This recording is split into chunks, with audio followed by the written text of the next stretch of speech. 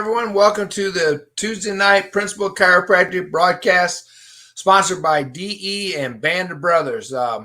If you haven't heard, today is Dee Umber's 89th birthday. So if you have a chance, wish him well, say a prayer for him. The guy has been a stellar leader of chiropractic and DE for over 55 years, whatever it is. So we owe a lot to that guy. And, or no, it's 64 years, I believe it is. But whatever the years are, he's amazing. And he's just a blessing that we all have him. And years down the road, he's going to be in the history books about chiropractic. So again, wish him well. We got DE coming up in January 12th through the 15th. It's going to be in Clearwater Beach, Florida. It's in a better hotel than the last time we were at Clearwater Beach. So if you haven't made arrangements, make the arrangements. Everybody needs to get to Florida in January, don't they? So you got the 12th to the 15th, January, Clearwater. Make sure you sign up and maybe bring a crew. Tonight's speaker is from Bayonne, New Jersey, and he's just celebrating. This last month was his 40th year since graduating chiropractic school and practicing in New Jersey.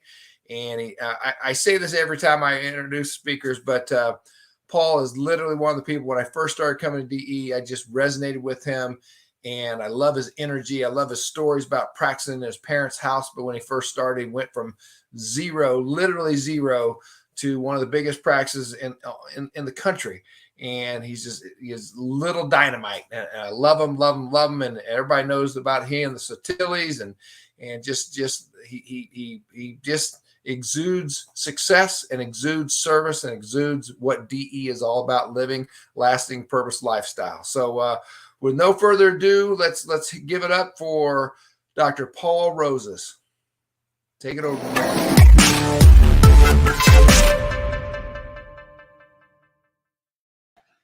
What's happening? The roar of the crowd. I know you're there. Anyway, 40 years last month I've been in practice, but my first DE was October 1978. My roommate dragged me there, and from then on, you just absorb a little at a time until you become DE. And thank God it was there. Don't know, couldn't imagine where my life would be without it. Not at all. And I'm going to get into probably a little bit about that. And happy birthday, Dee. Thank God that you and Sid and those other guys behind me. I got a picture of Ian Grasham up there. And my old heroes. I'll probably talk a little bit about that, because every single time I say something in the office, when I don't know what to say, somebody from the past DE somehow is streamed down. See, there was social media back then too. It streams down and goes in here, and then it comes out there, and I go, "Oh, perfect. I didn't know what to say, but they just said it for me." And I might even bring up a few instances here and there on how that happened. But I do want to mess with my staff a little bit, because as I left the office today, I got to tell you, April is, hi, April. Hi, Emily. April, I'm leaving the office today, and April goes, "Oh, Dr. Paul, what are you doing tonight?" Now, she's on these calls every single Tuesday since she started working, I don't know, 6, 7, 8 months ago. And she never misses a Tuesday. And then she'll write a little, this is what I do, and I would recommend all the docs out there to do this. I pay the CAs from 9 to 9:30 to get on a DE call Tuesday night. Write down a little blurb on not what they said, but how it affected you in your life, or how it affected you in your job. Just a paragraph or so, and then put it in a piece of paper, fold it in half, stick it on my board, and then we add that half hour to your paycheck every week. And I didn't tell them that I was speaking tonight, so they're like, "What?" So she goes, what are you doing tonight? I said, oh, I got something going on. She goes, oh, you and Marianne are going to do something? I said, no, this is just me. So, I don't know, I like messing with them. So, on the next day we go in the office, I'm probably going to get like, yeah. But I do want to show you what she wrote. I'm going to share a little bit about it, what she wrote after Liz Rassel spoke last week. She said, giving, loving, and serving, this resonates with me. Before watching the DE calls,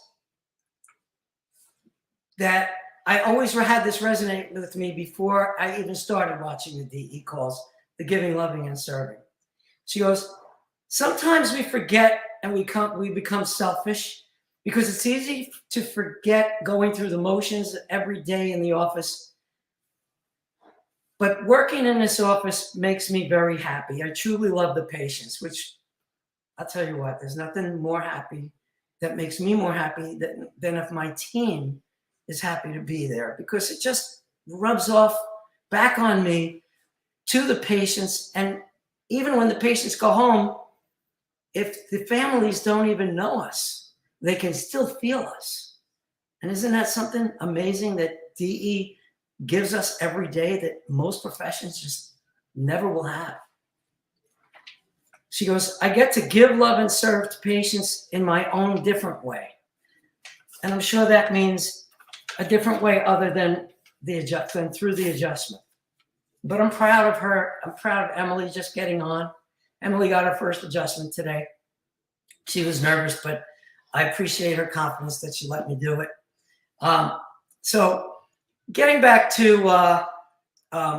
some of the things at DE, before I do that, I kind of don't feel like talking too long, because you know what? Me and my wife, we get on and we watch Yellowstone just started, and I want to I want to go watch that with her and chill out before we hit bed. But one of the things that I always like to do, I'll see people, DE speakers, and I'm like, they remind me of this person. They remind me of that. Like if you remember Dick Santo in the old days, he always reminded me of Mr. Rogers, But there's somebody now on Yellowstone. His name is, they call him Rip Wheeler. And if you watch Yellowstone, you'll know. Does that guy remind you of Judson or what? He'll walk in, he keeps everything in order. He's tough as nails, loyal. I could see the way Dr. Steve is as loyal to Dr. Sid as Rip is to John Dutton. And when I hear him talk, I hear Steve, his mannerisms, his actions. Damn, it's the same guy. I hope you're chuckling and laughing in the background, because I kind of need that feedback back. So, thanks. I'll take that too. All right. So, where am I going now? Oh yeah. A while ago, we did have a really big practice. He does, Paul. Thank you. Oh yeah, you can do that. I didn't know you guys can do that. But a while ago, I guess I was starting to get burned out. I never felt like I was getting burned out, because I just keep going. Dr. Brad Pizza, one of my good buddies, one of our older DE guys, actually we went to undergrad college together. He goes, I said, Brad, I want to be able to know what the patients are like before I walk in, because one of my true loves is doing the doctor's report every week. Actually, I probably do it 2 to 4 times a week. I'll do it before hours. I'll do it after hours. But that's a real love of mine, because it is where I get to again realize that our office is the oasis in our town, right? We are talking the truth. So I said to Brad, I need a better way to know what the heck is happening when I walk in with that patient. I want to know that patient beforehand. So he goes, this is what we do. You got the patients are either an eagle and an owl, or they're a peacock or they're a dove. And he described a little bit under each one, obviously a An owl is somebody analytical. An eagle is like, I need to get out of here. I want it now. Let's go. Am I going to get adjusted the first day? The peacock, you can write down your own things under there.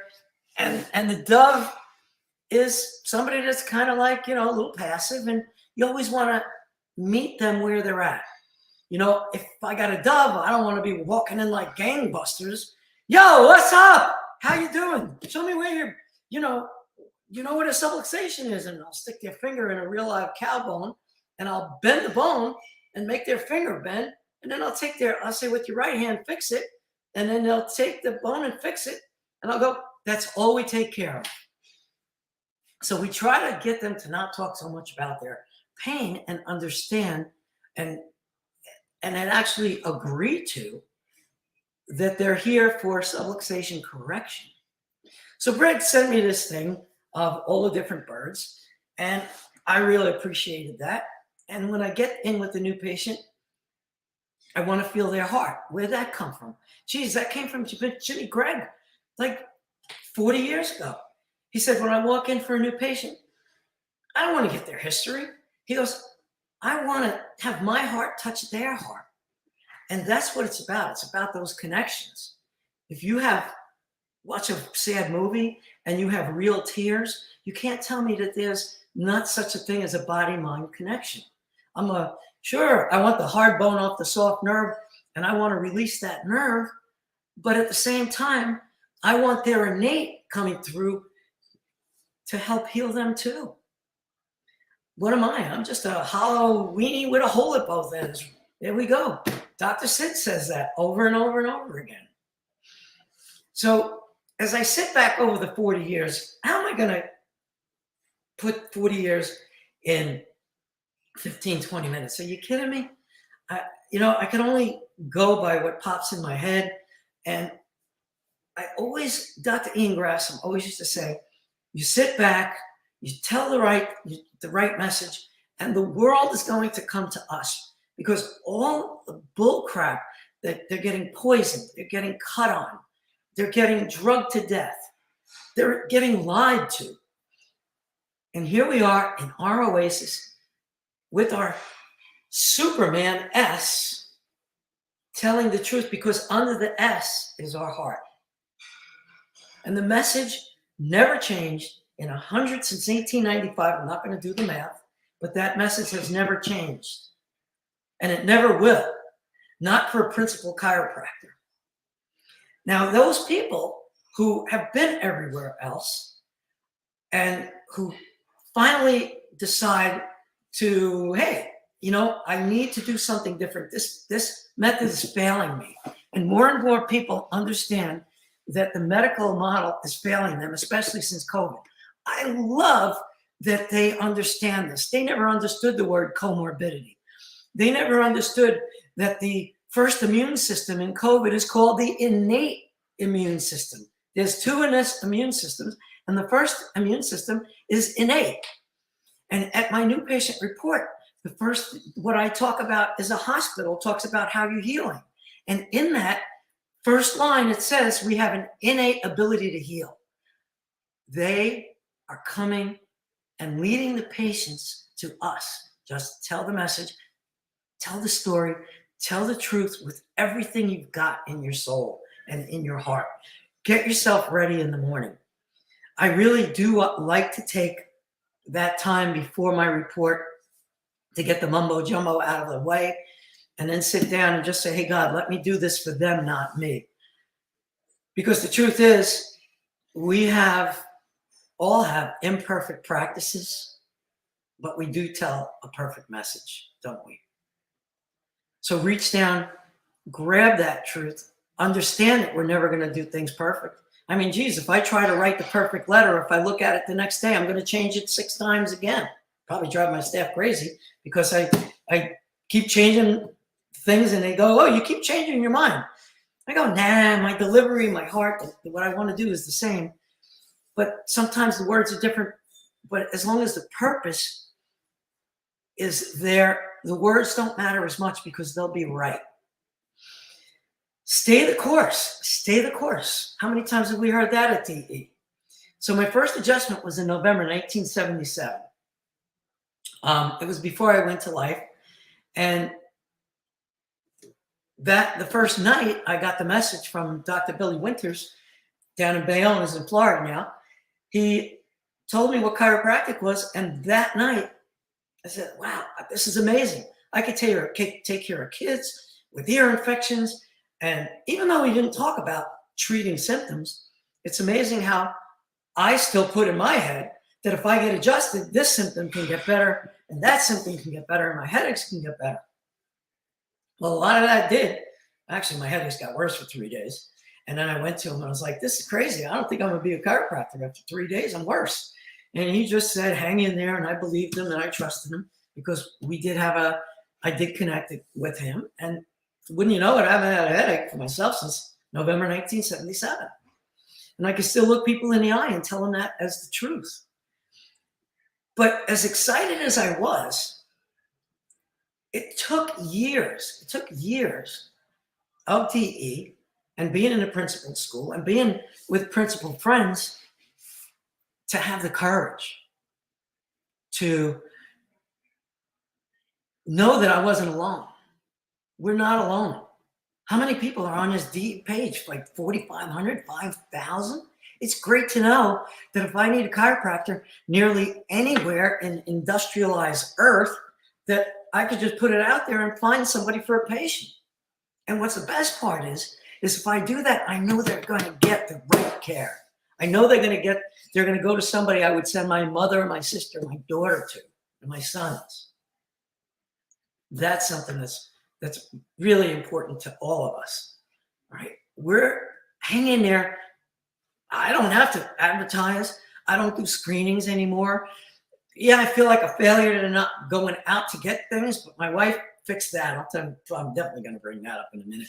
You know, she's like, DE got you to be where you are because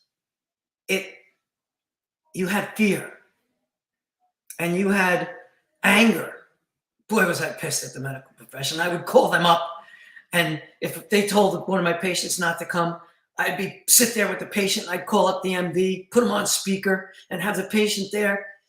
And I was kind of nice, but on the inside, you know, I was really angry that they had the chutzpah to say to the patient, don't go to the chiropractor without calling me.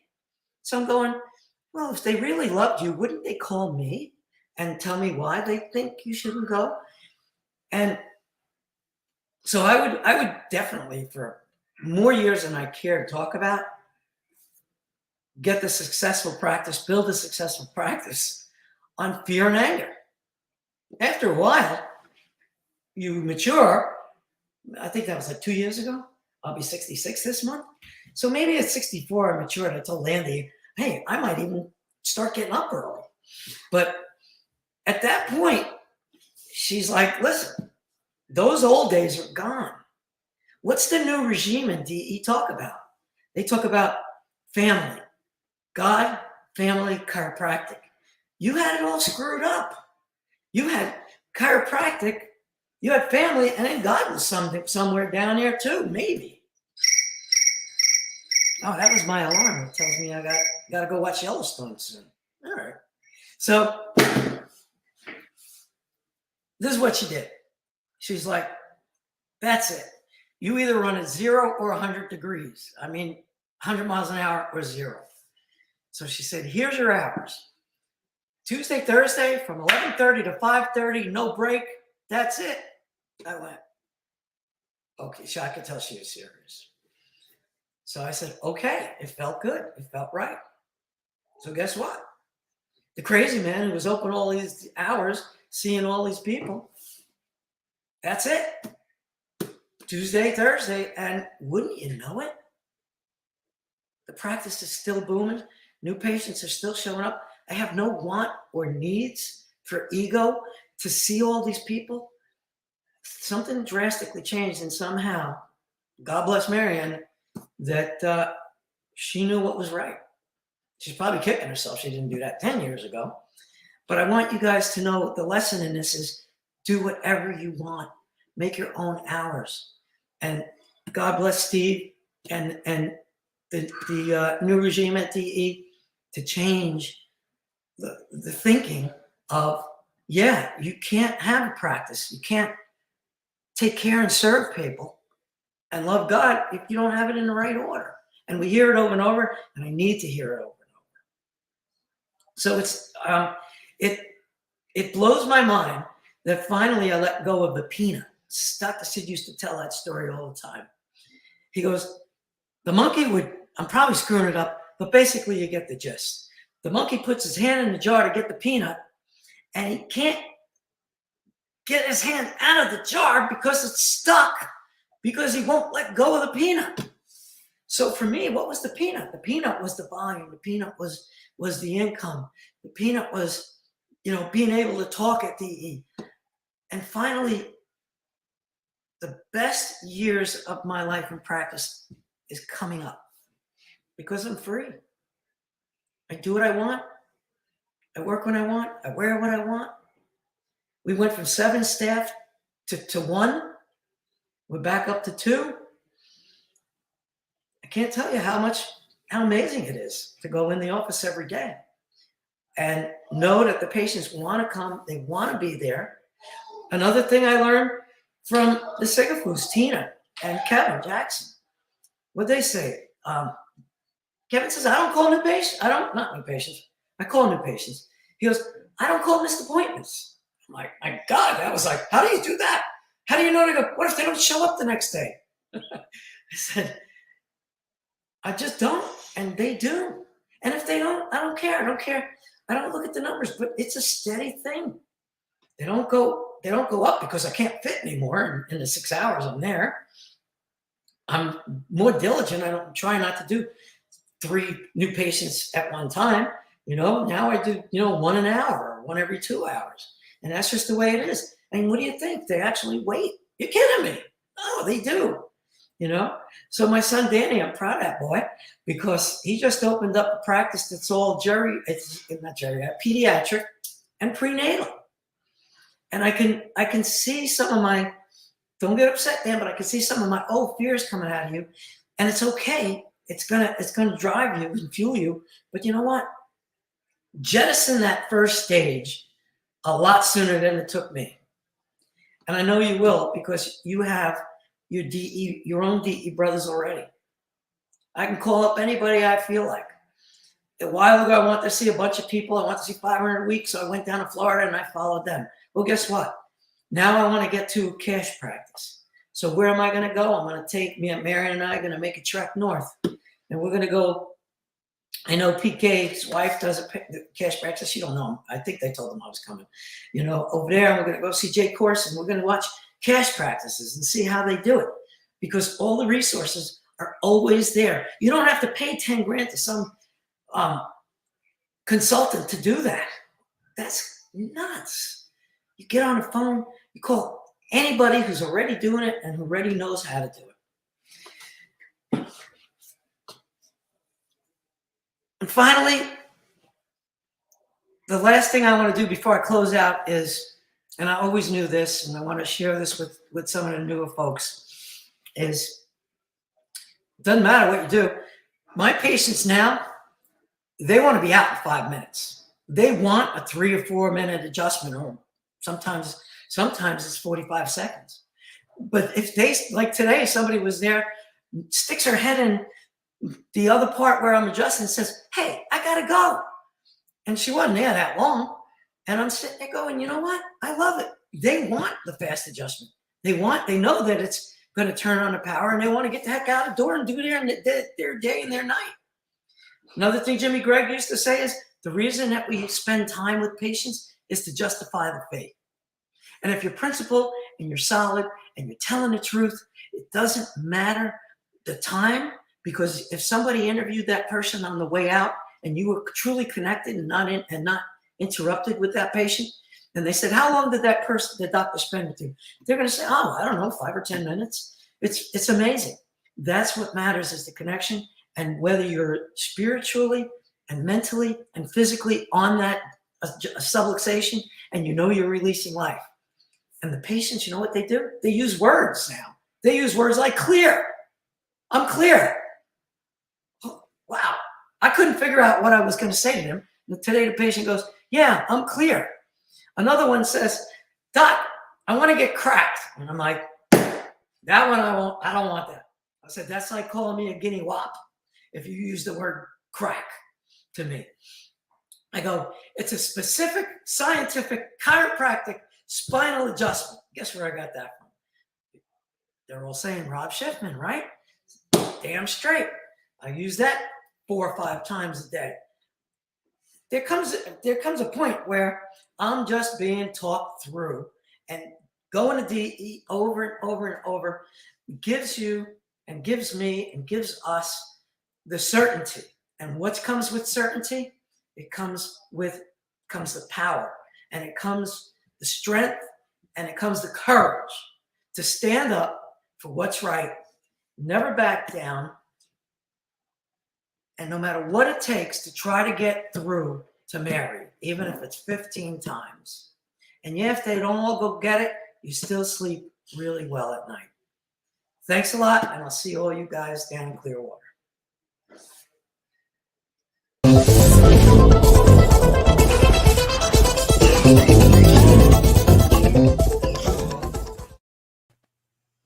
Paul, that was a home run, brother. Good job. Thank you so much.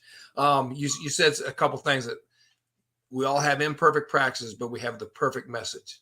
I love that, and just being free. You can be free by serving people 2 times a week or 2 days a week or 6 days a week, whatever it is your heart desire, go get it, go do it. But most people don't even know what their heart desire is, and they live out of fear, like you said. So I love it. I love the fact everybody who's listening, think about what he just said. He's been doing this he's been coming for over 40 years. He doesn't need to come to DE, but then again, he needs to come to DE to keep it coming. Keep it coming through being at the Hollow Vessel. Brother, I can't thank you so much. That's so awesome. Great talk. And now go watch Judson kill somebody on I love it. When you said that, it's like, that is Judson, no doubt. All right, everybody, we love you all, and make your arrangements to get DE, and we'll talk to you all next Tuesday night. Next week, make sure you have your CAs watch this. That's a great idea. Love and appreciate it. Great thing to do. Yeah. All right. Love you. Bye-bye. All right.